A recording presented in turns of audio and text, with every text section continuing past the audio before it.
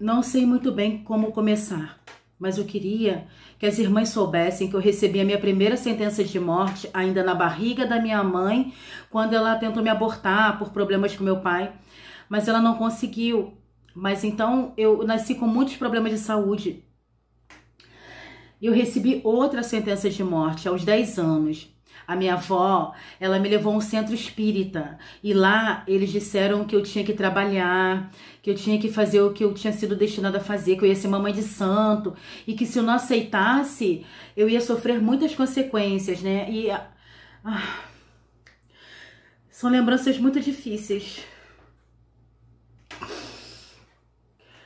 Eu consegui sobreviver a mais essa sentença de morte, porque eu creio que foi pela misericórdia de Deus mesmo. Como eu era criança, eu não me lembro se foi a minha mãe ou outro parente que não deixou a minha avó retornar lá comigo e eu não segui esse caminho. Então, a minha infância ela foi muito sofrida. Os meus pais se separaram, a minha mãe sofria abusos dele, a gente chegou a passar fome. E quando eu já era adolescente, as pessoas até me achavam esquisita, porque eu só fazia trabalhar, estudar, mas eu sempre procurei a Deus. Eu sempre, né, de alguma forma, eu estava em busca do Senhor. Desde os 13 anos eu frequentava igrejas, mas quando eu fiz 17 anos, sem a influência da minha família, eu aceitei Jesus, eu me batizei, eu passei a congregar em uma igreja. E no dia do meu batismo, eu levei uma surra da minha mãe, porque ela era contra eu me batizar. Mas eu não abandonei o Senhor. Então, eu me casei, conheci meu ex-marido e me casei virgem, muito inexperiente. E essa foi uma experiência bem difícil no começo e no final muito, muito dolorosa. Se eu tivesse o entendimento que eu tenho hoje sobre relacionamento abusivo, de repente eu não teria passado por tudo que eu passei, mas enfim. Aí veio meu primeiro filho e eu fiquei chocada, porque na minha adolescência uma médica tinha dito que eu não ia poder ter filhos. E eu entendo que essa foi a minha terceira sentença de morte, não poder gerar filhos. E no início eu não aceitei a gravidez, mas o Senhor, Ele trabalhou meu coração e meu filho passou a ser o amor da minha vida. E eu deixei de trabalhar depois que ele nasceu e um tempo depois ele foi diagnosticado com autismo. E depois de um tempo eu tive a minha filha. Irmãs, eu tive depressão pós-parto. Irmãs, eu não tenho lembranças da minha filha até os 11 meses e meio mais ou menos de idade. Eu não tenho lembrança nenhuma de quando era bebê. E aí eu passei a fazer um tratamento para depressão. Eu passei a fazer uso de 7 remédios diferentes por dia para depressão. E a partir daí eu comecei a perceber a diferença, né, de tratamento do meu marido na época. Assim, foi muito difícil pra mim, porque eu tava completamente perdida, sabe? E era ele que me levava ao psiquiatra. E ele mesmo falava, entendeu? Como eu não tava em condições de falar por mim, às vezes eu tava até inconsciente. Acabava prevalecendo a voz dele. E ele me dizia que o médico disse que eu não podia parar de tomar os remédios, porque eu ia ter surtos, ele ia ter que me internar. E o psiquiatra era amigo dele. Então, eu acabava tomando. Eu não tinha as minhas ideias boas, né? Foram os meus 2 filhos que foi a razão para eu ter parado e olhado e dito assim, peraí, eu tenho que continuar, eu tenho que lutar. Porque a minha tristeza, ela era tão grande que simplesmente eu não queria viver. Eu não pensava em me matar, mas eu via que meu marido, ele trabalhava para me deixar louca. Ele tirava os objetos de onde eu deixava, ele dizia que ele era assim por minha culpa e muitas outras coisas. E eu acabei achando que eu era culpada disso tudo, sabe? Nessa época veio a minha 4ª sentença de morte, quando eu soube que um parente do meu ex-marido, ele fez uma espécie de trabalho espiritual para que eu morresse. E eu lembro que essa pessoa dizia que não ia sossegar enquanto isso não acontecesse. E aí eu descobri que eu tava com câncer na tireoide e tudo se tornou insuportável. Meu primeiro câncer e a minha 5ª sentença de morte, né? Foi muito difícil, foi uma luta muito grande. Eu tive que me deslocar para outra cidade para eu fazer tratamento e eu passei um ano praticamente fora de casa, longe dos meus filhos. E quando eu chegava em casa, meu marido não queria saber, ele não tava nem aí para mim.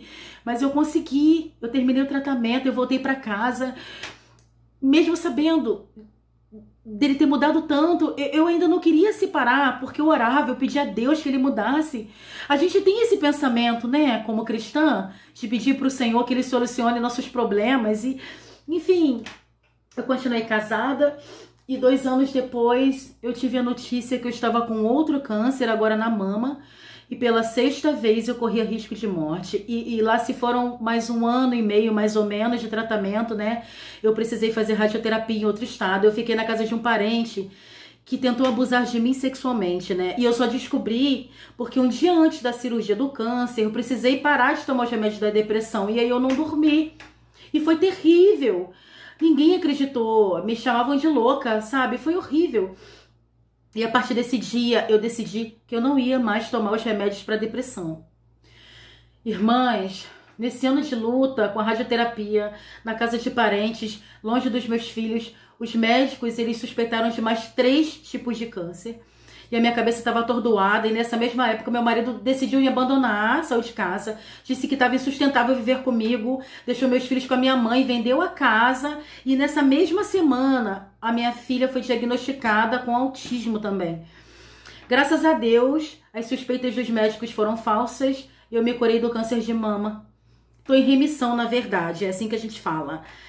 E voltando para casa, eu descobri que o meu marido já tinha outra mulher há mais de 1 ano, que eles já tinham assumido em rede social, eu soube que eles tinham se mudado.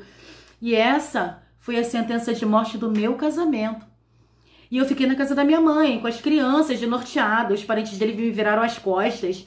E nesse dia eu me lembro, desde a minha última cirurgia, eu tomei 2 comprimidos para dormir. E esse foi o último dia que eu tomei qualquer remédio para o meu transtorno emocional, porque naquele momento, assim, eu me sentei assim, no meio da sala da minha mãe, eu chorei tanto, eu chorei assim, o abandono, sabe, eu me senti abandonada, sabe, completamente. E a minha mãe, ela sempre foi contra eu casar com ele, então vocês imaginam o que eu ouvi. Eu te disse, eu não te disse. Foi muito difícil, muito. E eu tava naquele momento chorando o abandono, e de repente o Senhor falou comigo. Naquela passagem, quando H foi pro deserto, né? E os meus filhos estavam chorando, sentindo a falta do pai. Mas ali, eu me lembrei daquela passagem que o anjo falou com H, né? Onde estava o filho dela, e naquele momento, Deus tinha ouvido o choro dela. E naquele momento eu creio que o Senhor ouviu o meu choro, ouviu o choro das minhas crianças. E Ele disse que já tinha escrito todos os meus dias, que desde o ventre da minha mãe Ele me escolheu, que Ele já tinha me dado vida, irmãs. E desde ali eu não fiquei mais só, eu não ando mais só, eu não vivo mais só.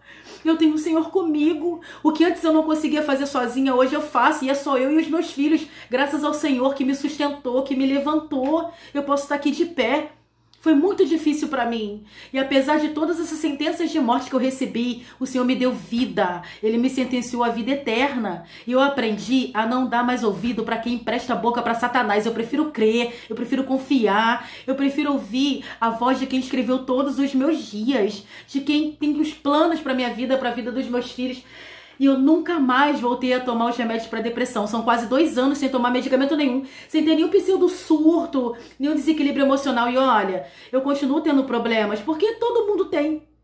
Mas eu tenho uma clareza tão grande da minha vida, tanto da emocional quanto da espiritual. Eu nunca tive tão lúcida, pela honra e glória do Senhor, porque foi Ele que me libertou. E hoje eu entendo aquele velho ditado que fala assim: tem males que vêm pro bem